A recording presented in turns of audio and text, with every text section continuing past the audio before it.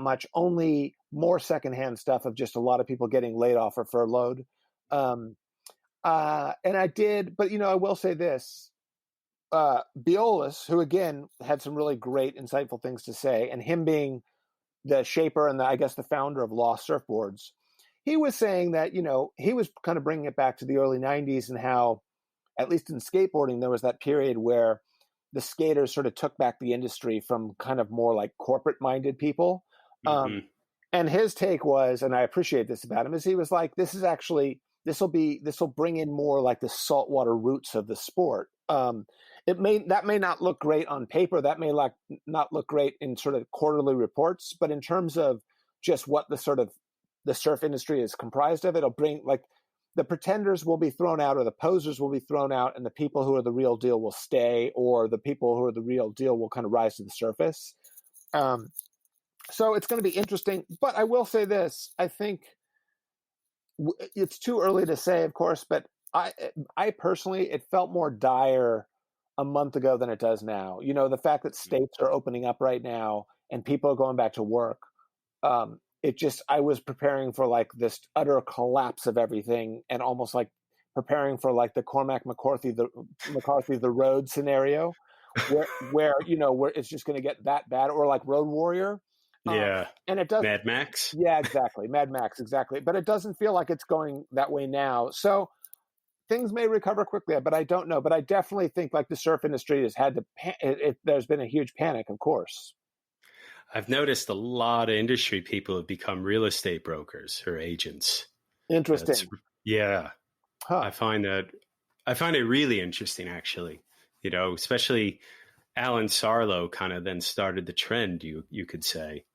I've seen a lot of that with folks from Malibu that I grew up with. And I think there's something, there are two sides. But one, a lot of these guys surfed through their college years, so they weren't necessarily focused on careers.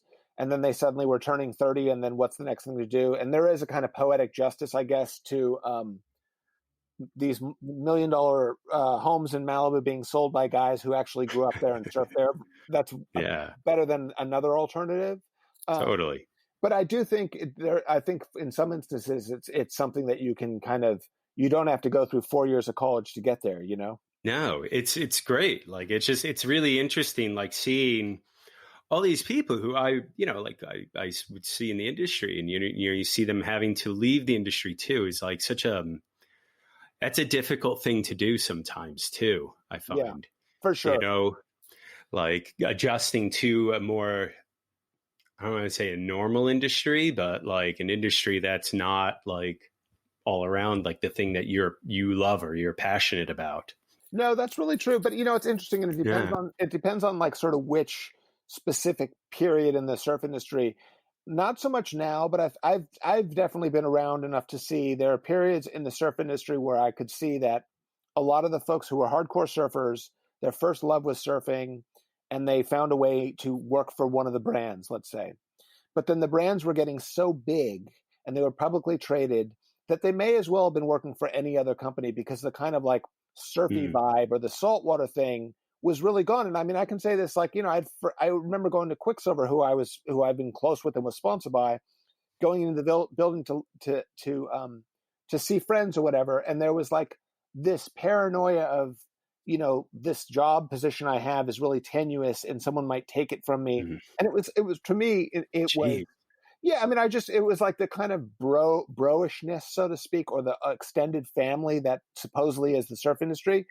It's sort of the more dollars are in there, the more that goes away. And so that's another thing in regards to Biolis' comment about how it could actually get really cool if it's less money driven, it might be more rootsy.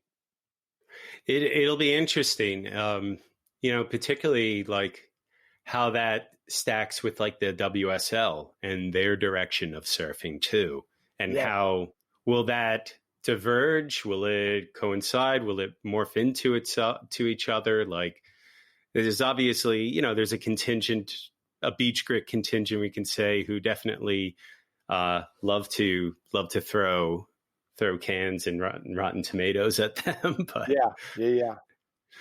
But it's interesting because they have the money, and it doesn't look like they're going anywhere. I mean, they just announced more plans, Yeah. I mean, to Yeah. redo the whole tour, which is really exciting, I think. I think so too. And I mean, I love watching. It's my favorite sport to watch by a mile. It's absolutely.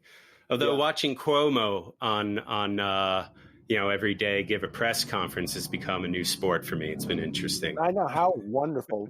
You're talking Andrew or Chris? Andrew, No, Andrew, I know. Andrew. No, he's been so good. I mean, I admire you guys.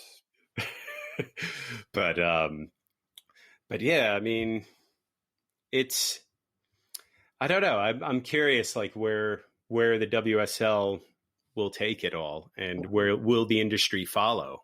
Yeah. Yeah. Because Quicksilver and all them, they're not really doing surf contests anymore. Yeah. Like I if know. I'm not,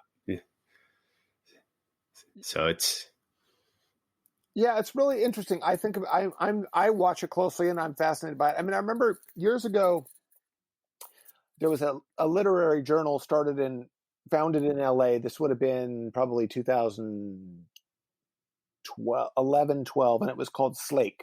And it was almost like the Surfer's Journal of literary journals, and it was working. It was kind of kicking against the idea of everything's going digital, and it was sort of like, okay, the more things go digital, the more we believe that there will be a need for almost like the kind of whole like makers movement, right, against kind of yeah. like automatons, things that are made by a factory machine, whatever. And I remember, I was friends with all these folks, and I wrote some pieces for them, and I remember we did a little kind of Slake tour.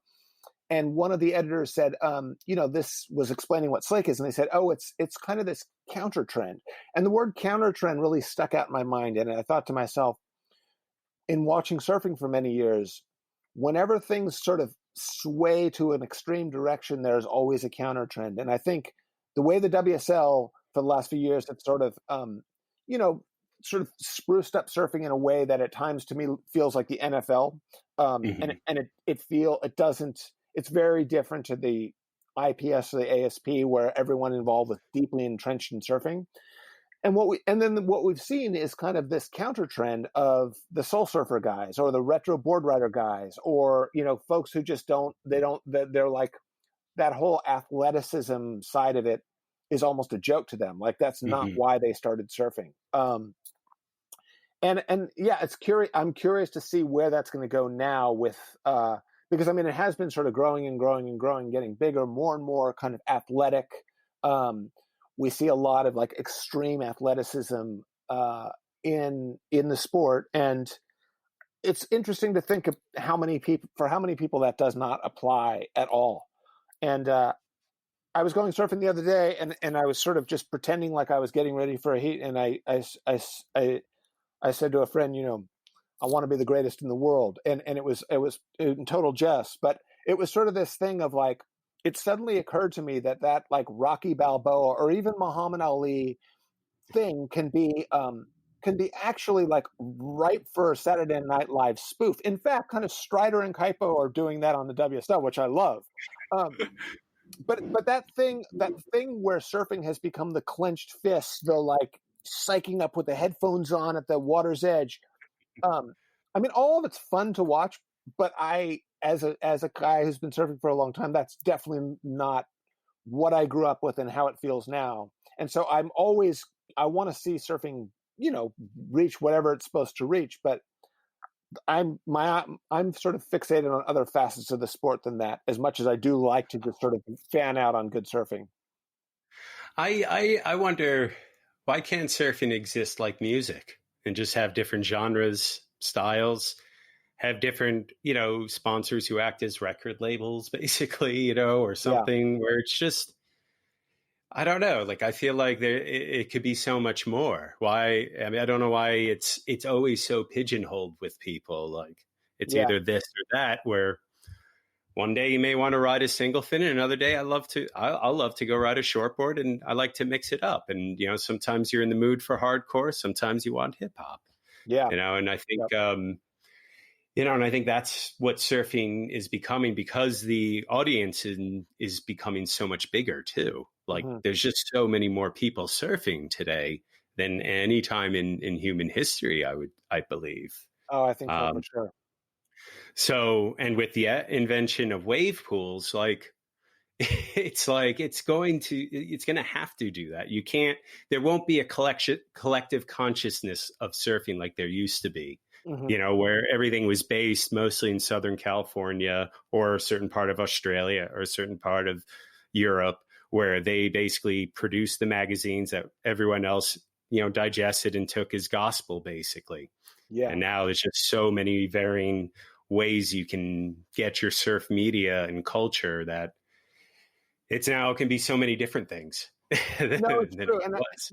no, absolutely, and I'm glad that there are dissenting voices. There are people, there are entire web, platforms I don't want to call them publications, but websites Yeah.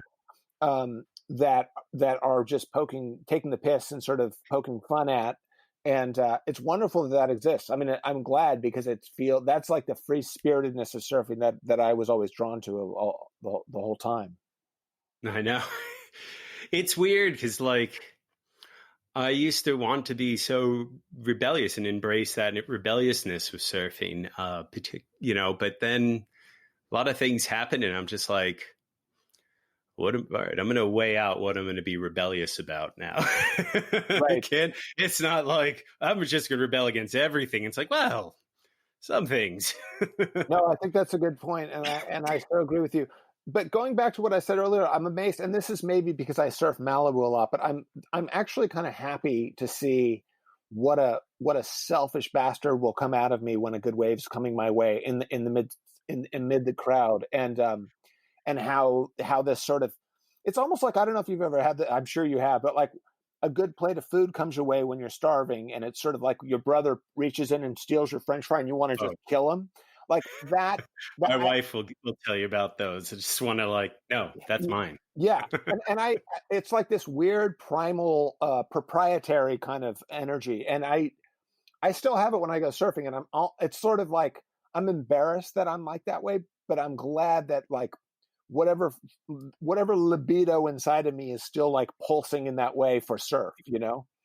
Oh gosh, I mean, when I'm in the water, particularly, it's you know, I have my ways of getting my waves, and also, like, yeah, definitely can be a little greedy at times.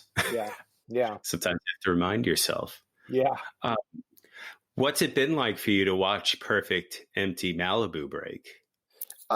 It's I gotta say it is hard. I mean, the thing about it is it's sort of beautiful, and it does that, like, talk about the sort of post-apocalyptic, like, Mad Max feel. It's like, wait, I never imagined that I would see this quality of waves with no one on it. You occasionally see it during, say, a contest and the water's cleared and there's two guys out or whatever, but no, it's